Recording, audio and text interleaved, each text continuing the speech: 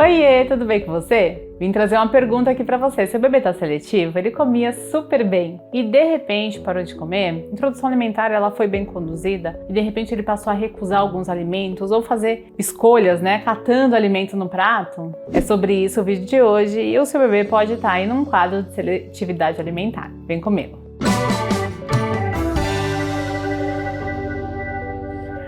No geral, a seletividade alimentar ela é caracterizada pela recusa alimentar. E aqui eu quero dividir ela em 3 tipos para explicar o tipo de conduta que você vai realizar em cada uma das situações. O primeiro tipo de seletividade alimentar é essa esperada para a idade. O bebê entre 1 e 3 anos ele começa a recusar os alimentos e isso acontece porque a percepção de mundo dele também amplia e ele passa a desenvolver autonomia e até o próprio poder de escolha. A introdução alimentar ela foi bem conduzida, ele teve alimento variado, ele teve consistências variadas, ele recebeu esses alimentos separadinhos, então a adaptação do paladar aconteceu e de repente com 1 ano ele entende que ele não quer brócolis agora, ele quer arroz, ele não quer arroz, ele quer cenoura. E essa seletividade ela vai acontecendo e muitas vezes desesperando os pais que não entendem o que está acontecendo. Um segundo tipo de seletividade é aquela onde a criança teve uma introdução alimentar, onde ela recebeu sopa, tudo batido, papinha. Então ela não adaptou o paladar, ela não se acostumou com algumas consistências de alimento e nem com alguns tipos de alimento. E aí ela cresce e ela começa a recusar porque ela não conhece aqueles alimentos. Esses alimentos não foram apresentados para ela. E um terceiro tipo de seletividade, que é uma seletividade mais grave, que é aquela criança que ela escolhe alimentos, ela também teve uma introdução alimentar não tão variada e depois ela começa a recusar alguns tipos de consistência. Então a criança só quer comer verde, ela quer só comer purê, ou ela quer comer só alimento com textura aerada, então ela começa a ficar muito restrita com o tipo de alimento e o número de pratos que ela come é mínimo, às vezes 1 ou 2 pratos no dia, além do autismo e outras síndromes que também podem aumentar a ocorrência da seletividade alimentar mais grave. Em relação ao tipo 2 e ao tipo 3, é necessária uma equipe multiprofissional tratando essa criança. A gente precisa de fono, nutricionista, pediatra, algumas vezes otorrino, envolvido nesse processo de ensinar essa criança a comer. Em alguns casos também a psicoterapia é importante. Por isso eu não vou entrar nessa seara, O foco nesse vídeo não vai ser falar dessa seletividade que eu expliquei do tipo 2 ou do tipo 3. Eu vou falar dessa seletividade esperada para a idade e essas dicas que eu quero dividir. Respeite o apetite e saciedade dessa criança. Se ela disser para você que ela está cheia, que ela está satisfeita, ouça isso de verdade e atenda a demanda dela. A criança ela tem autorregulação para a saciedade. E como nós, pelo menos na minha época, a gente aprendia que tinha que raspar o prato. Se você não comer, você não vai comer sobremesa. Não pode deixar comida no prato porque tem gente passando fome. E tudo isso foi colocado na nossa educação. É assim que a gente quer replicar para as nossas crianças. Mas ao fazer isso, você está desregulando esse centro que regula fome e saciedade. E a chance dessa criança na vida adulta ser obesa ou se alimentar emocionalmente, ela não está prestando atenção no quanto ela sente fome e saciedade quando ela está comendo. Ela está querendo cumprir uma meta, A chance de ela se alimentar com esse foco é muito grande e desenvolver obesidade e outras doenças que vêm aí como consequência da obesidade. Por isso, respeite a saciedade. Aqui eu quero só colocar uma ressalva que às vezes acontece aqui em casa com os meus filhos.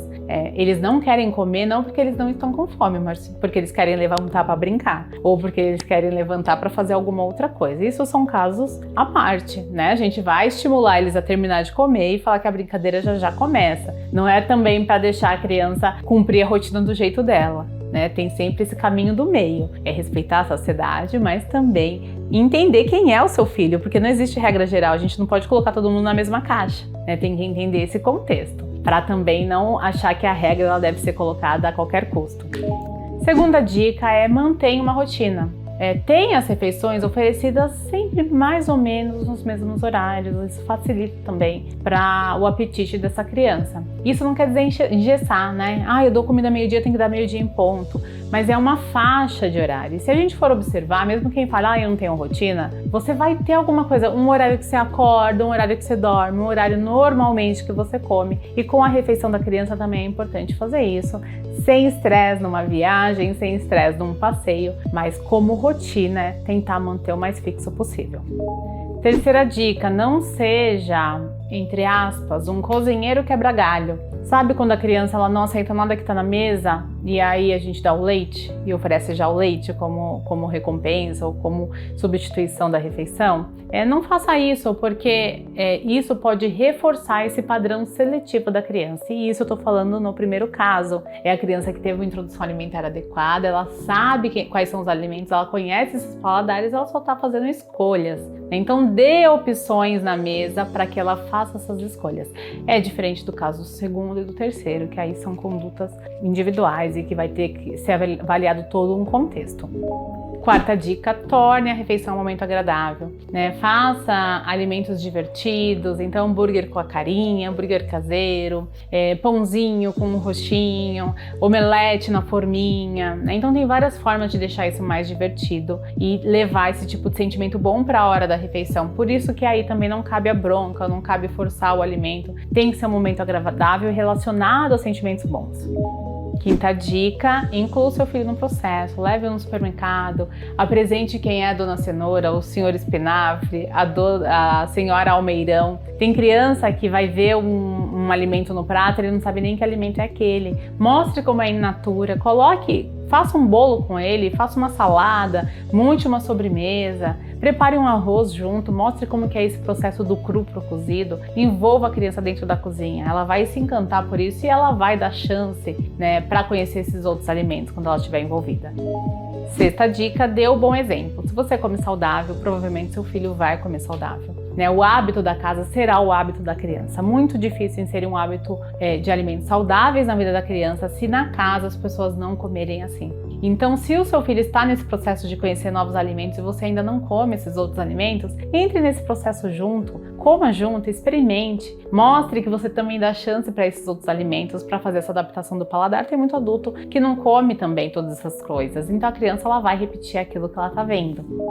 Sétima dica, minimize distrações, né? Então, TV, tablet, jogos, o máximo que puder tirar disso em volta da criança, é importante que ela preste atenção naquele momento, o que ela está fazendo na mesa, às vezes são poucos minutinhos, né? Então tentar minimizar e tirar esse hábito o máximo possível.